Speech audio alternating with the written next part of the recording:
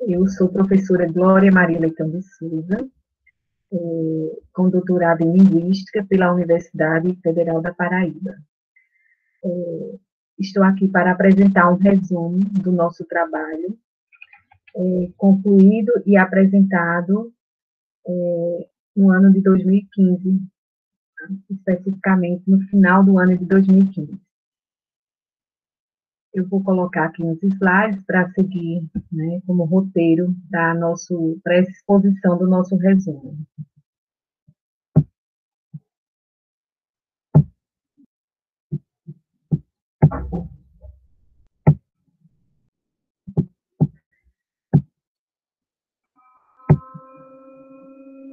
Bom, o título do nosso estudo, né, de doutoramento,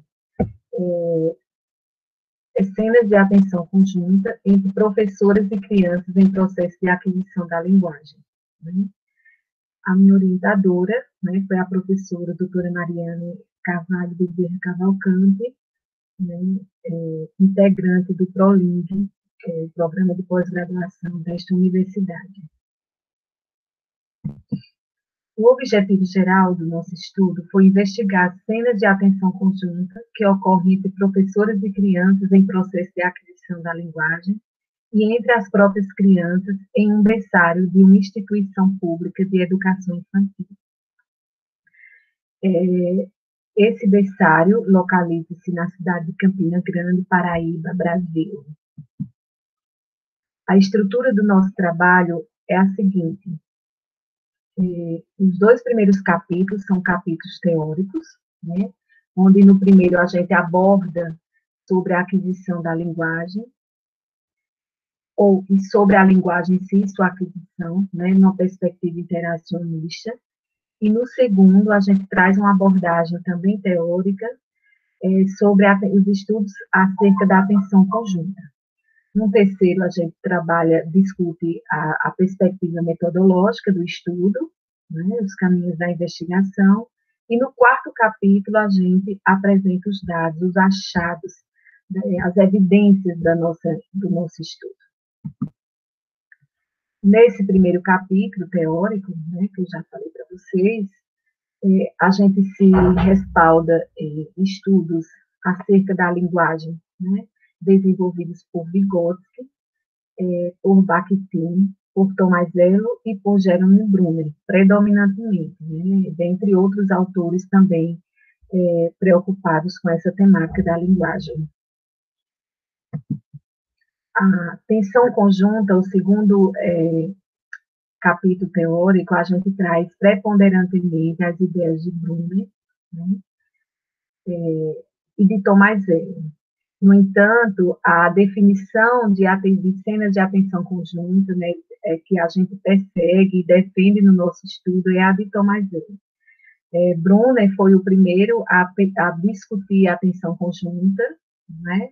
Ele tem falado de um triângulo de referência, né, uma relação triangular entre mãe e bebê, mas Tomazello, e posteriormente, reforça o estudo sobre a atenção conjunta, definindo como interações sociais nas quais criança e adulto prestam conjuntamente atenção a uma terceira coisa, e a atenção um do outro à terceira coisa por um período razoável de tempo. Então, para essa denominação, né, esse conceito, Tomazello define de interação triádica. Né? Em nosso estudo, nós pudemos evidenciar um outro tipo de interação que nós denominamos de interação quadrática. É importante dizer que Brunner ele estabelece mais ou menos uma idade por volta de 7 meses, onde a criança já consegue estabelecer essa relação com a mãe, essa interação com a mãe, a partir, né, tendo um objeto como foco de atenção, por isso que ele chama relação triangular. Mas nós optamos, como já mencionei, a adotar em nosso estudo a denominação de relação triádica e de cenas de atenção conjunta definidas por Tomazello. Mais à frente, a gente vai explicar melhor sobre um dos achados do nosso estudo, que é a interação quadrática.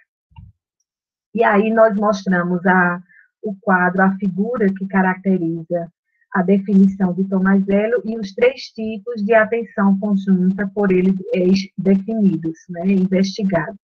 Atenção de verificação, que ocorre por volta de 9 a 12 meses, atenção de acompanhamento, de 11 a 14 meses, e atenção direta de 13 a 15 meses. Observem que há nesses tipos de atenção conjunta, há uma evolução, né, de capacidades cognitivas desenvolvida pela criança, né, em interações sociais no âmbito familiar. Então, no primeiro, apenas um envolvimento conjunto, onde existe um objeto, né, um obstáculo entre os parceiros de interação, no caso, a mãe e o bebê. Então, ambos prestam atenção a esse objeto.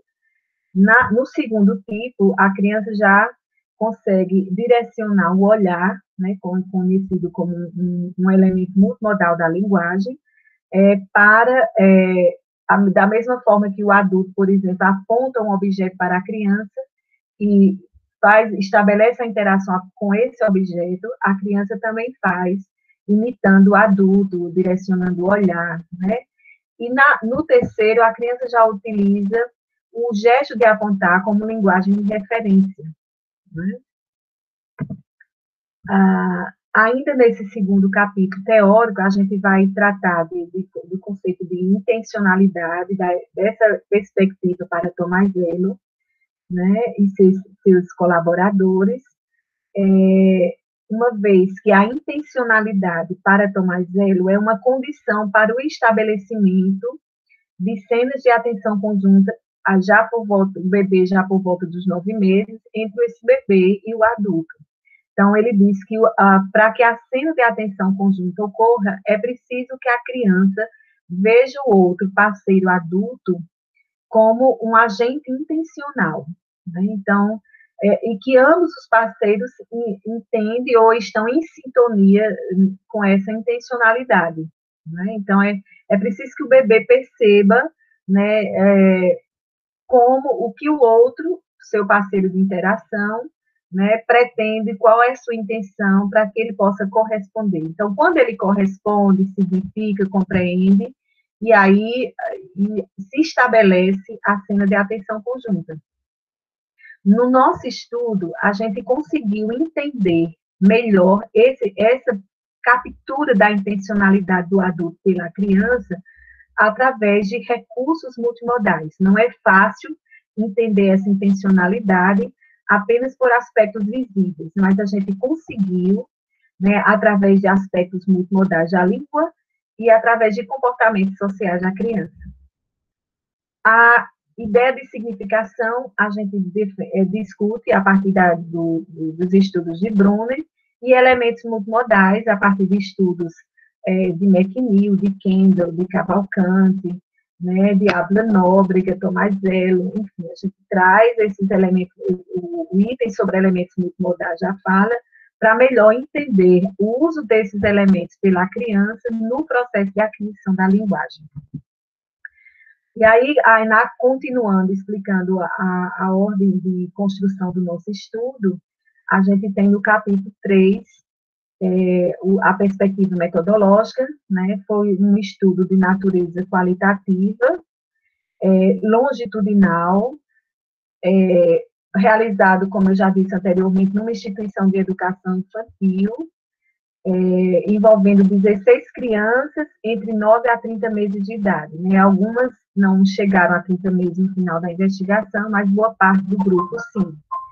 E foram feitas videogravações durante um ano, né, fazendo um total de 9 minutos e 28 segundos, 9 horas e 28 minutos de gravação, fazendo um total de 154 cenas observadas. Em nosso estudo, nós utilizamos apenas 25 a 30 cenas.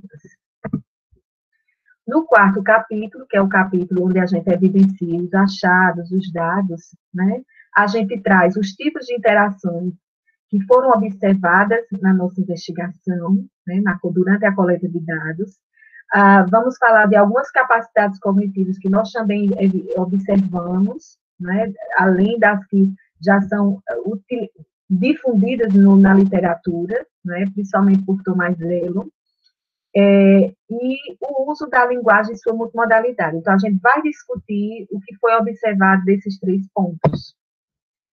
Então, a gente viu que entre as crianças e professoras e entre as próprias crianças, a gente vai ver posteriormente, esses 3 tipos, vocês estão vendo aí o percentual, esses 3 tipos de interações foram identificadas, as interações diádicas, as interações triádicas e o nosso achado, né, a nossa evidência, que foram as interações quadráticas. As diádicas, a gente vai ter a explicação aqui nessa figura, é uma interação onde acontece entre entre um sujeito e um objeto de atenção, seja um brinquedo ou um evento. Então, aquele momento em que a criança se reserva, por exemplo, durante uma atividade coletiva na instituição, ela se reserva e tem a interação com aquele objeto que lhe chamou a atenção. Então, essa imagem, né, retirada das nossas filmagens, é bem notório e bem simbólico de exemplo para esse tipo de relação dual.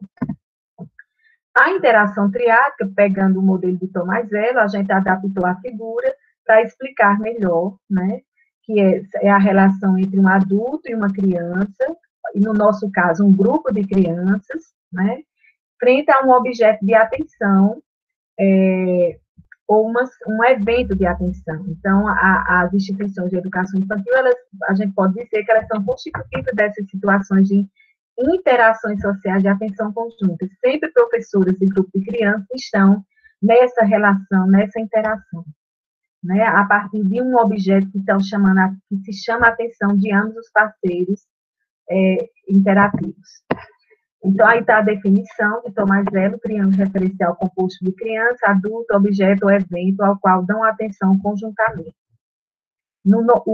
A interação quadrática, que foi uma das evidências principais do nosso estudo, a gente pôde ver que, além de um objeto de atenção, a criança, juntamente ou não com o adulto, presta atenção a 2 objetos ou 2 eventos, né, de atenção concomitante numa mesma cena de atenção conjunta, né? Então, a gente viu que para a criança conseguir desenvolver essa capacidade, né, ela precisa de muita atenção, né, e já está num nível de desenvolvimento, né, digamos assim, em andamento, que ela possa, para nós adultos é um pouco difícil, imagine para a criança, né, estar ligada simultaneamente a 2 objetos ou eventos de atenção dentro de uma interação social que se desenvolve na instituição. Então, a gente definiu essa capacidade cognitiva, que a criança está em andamento, mostrando a evolução dessa capacidade, de capacidade de atenção redirecionada, né? Onde a criança, além do objeto, ela redireciona sua atenção para um outro objeto. E aí consegue manter-se na cena, sendo provocada ou inicializada pela professora. Outra capacidade importante cognitiva da criança é essa capacidade dela colaborar com a manutenção da cena de atenção conjunta. Então, outra evidência do nosso estudo, a gente chama isso de capacidade de atenção coletiva colaborativa. Né? Vocês estão vendo aí que no quadrado tem um triângulo no meio, então, em meio a uma relação triangular, ou interação triádica, como chama Tomás Zelo, se constitui uma relação quadrática, e dentro dessas relações quadráticas ou triádicas, né, onde envolve mais de 2 elementos, 2 objetos ou dois eventos, as crianças conseguem se manter no coletivo, né, no grupo, e colaborar para que aquele momento promovido e planejado pela professora continue acontecendo, se mantenha. Então, a gente vê que algumas capacidades de atenção conjunta já foram desenvolvidas, né, em estudos anteriores por Bruno e por Tomás Zelo e seus colaboradores, e a gente acrescenta aos estudos sobre atenção conjunta, mas essas 2 capacidades cognitivas, que a gente destaca em vermelho, a atenção redirecionada e a atenção coletiva colaborativa. Só lembrando que Bruno, já em 83, ele já disse que a criança é capaz de redirigir a sua atenção quando escuta mudanças na entonação da voz da mãe. E aqui a gente viu esse redirecionamento para objetos ou eventos. E aí, a gente agora vai mostrar em que situações as interações quadráticas podem ser definidas, assim definidas, né? Então, a gente viu que existem 3 situações que podem ser definidas como interações quadráticas, né? Nas cenas observadas. A primeira, quando a professora está no grupo de alunos e uma das crianças mostra à professora um objeto além daquele que ela está chamando a atenção da turma, a professora sinaliza que está ciente, mas não inclui dentro da situação da interação social que ela promoveu, né, que ela desenvolveu. A segunda é quando a professora percebe, traz, e junto com a criança, traz esse objeto para a interação social, para a cena de atenção conjunta já estabelecida. E a segunda, e a terceira, desculpa, é quando a criança, apenas ela, tem conhecimento desse segundo objeto, inclui na cena, sem perder de vista o que a professora vem trazendo, vem motivando o objeto de atenção trazido inicialmente por ela na cena. E a gente viu que há um equilíbrio, nós tivemos a dúvida, né, como é que se essas cenas de atenção conjunta, elas são também inicializadas pelas crianças, e a gente, para a surpresa nossa, nós vimos que tanto as professoras chamam a atenção, inicializam uma cena de atenção conjunta, como as crianças, há um equilíbrio nas tomadas de atitude. Então, a gente pode pensar, o que é que leva essas crianças a inicializarem? E claro que as respostas poderiam ser o seu nível de desenvolvimento cognitivo para esse tipo de atividade social que é desenvolvido no interior das instituições escolares, como também a experiência das crianças nesse tipo de atividade, né? E entre as próprias crianças, era uma questão também nossa de pesquisa, como as crianças desenvolvem essas interações sociais de atenção conjunta entre elas. Então, nós vimos que as mesmas interações que são observadas na relação entre professor e criança também puderam ser observadas, identificadas na relação entre as próprias crianças.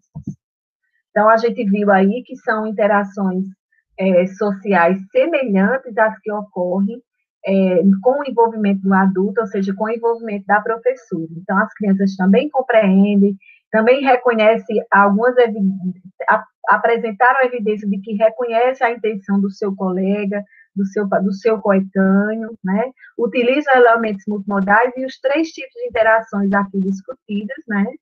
Inclusive a interação quadrática também foi evidenciada nas interações entre as próprias crianças. Então, quanto ao processo de aquisição da linguagem, né, a gente pode ver que todas as situações, né, da instituição investigada, por sinal, as crianças tinham efetivo espaço de fala, de movimentação, de gestualidade, havia uma escuta efetiva das crianças, esses elementos multimodais eram efetivamente utilizados por elas e valorizados pelas docentes. Então, a gente viu que isso, essas cenas de atenção conjunta, elas são importantes também para o processo de aquisição da linguagem, né? Então, a gente vê aí o percentual da linguagem multimodal utilizada pelas crianças durante todo o período de investigação. E, por fim, né, a gente considera esse estudo de muito relevante para docentes de educação infantil, para o acompanhamento e o prestar atenção às crianças, a evolução do seu desenvolvimento e da sua aprendizagem, né? A minha experiência como pesquisadora, né, desde a graduação até todas as pós-graduações, foram voltadas para a educação infantil, e a gente pode ver que esse trabalho, né, vem mostrar a relevância daquilo que já acontece cotidianamente na educação infantil, essas interações sociais, e aqui de atenção conjunta especificamente, e O trabalho vem chamar a atenção para o valor dessas atividades no processo de desenvolvimento da criança, na ação docente, no planejamento docente, nas posturas investigativas que todo professor tem, como espaço privilegiado de prestar atenção à criança e observar o seu desenvolvimento em todos os aspectos, né? E leva a criança a manter contato com elementos da cultura, né, ajudando-as a produzir ou reproduzir culturas próprias das infâncias, né, a partir do acesso que elas têm à cultura adulta. Então, a linguagem é um produto da cultura, né, e a linguagem é um objeto que é construído e aprendido em contextos de uso social. A gente viu que nas cenas de atenção conjunta é possível essa construção. Então, a gente viu que há algumas considerações finais aqui, que a gente não pode, o tempo é insuficiente para tantas, mas a gente viu que a intencionalidade foi percebida, né, foi identificada nas cenas, né, as crianças identificaram as intencionalidades do adulto, elas, como a gente identificou isso? Através de pistas que elas nos ofereceram, pistas com elementos multimodais da linguagem, principalmente, né? E seus comportamentos sociais. Então, a gente, nos estudos de Tomás Della, a gente não conseguiu ver como isso acontecia, como acontecia a percepção dessa intencionalidade, a compreensão da criança do outro como sujeito intencional. Então, a gente encontrou caminhos, e esses caminhos, né, constituídos de pistas, nos levam a crer que os elementos multimodais da linguagem e comportamentos sociais denotam essa compreensão, né, para a gente adulto em relação à criança e à intencionalidade do outro. A gente viu que as capacidades de compreensão e significação de enunciados e de reconhecimento de identificação de intencionalidades pela criança impulsionam o funcionamento e manutenção de cenas de atenção conjunta. Quanto mais a criança compreende os enunciados, compreende e significam, melhor elas se envolvem, inicializam e se mantêm nas interações sociais. E, por fim, a gente viu que a dinamicidade das ações coletivas que envolvem crianças e adultos em práticas pedagógicas na educação infantil, né, isso de um modo geral, tomando como referência a creche investigada, né, o berçário investigado, elas aguçam o funcionamento de interações sociais de atenção conjunta e o desenvolvimento de complexas capacidades cognitivas dessas crianças. E, finalizando, a gente deixa aí 2 pensamentos de Solange Jobim, para dizer que existem sempre modos muito diferentes de falar, muitas linguagens, refletindo a diversidade da experiência social, né? Isso é algo muito importante da gente perceber e considerar na criança, sendo ela também protagonista da ação pedagógica, né, e protagonista do seu processo de desenvolvimento e aprendizagem. E o outro pensamento de Bakhtin, quando ele nos fala que os indivíduos não recebem a língua pronta para ser usada, eles penetram na corrente da comunicação, né? Então,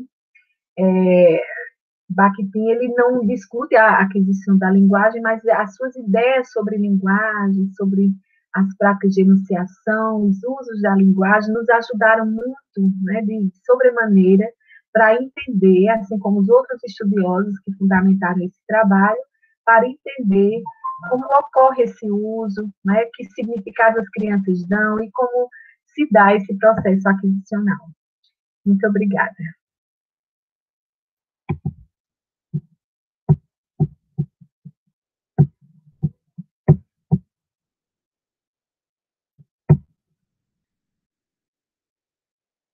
A gente agradece e espero que quem tiver interesse, desejo, possa, curiosidade apenas, principalmente profissionais envolvidos com a educação infantil, possa ler o nosso estudo, que vale a pena. A gente vai se encantar com o envolvimento, as capacidades, a competência das crianças.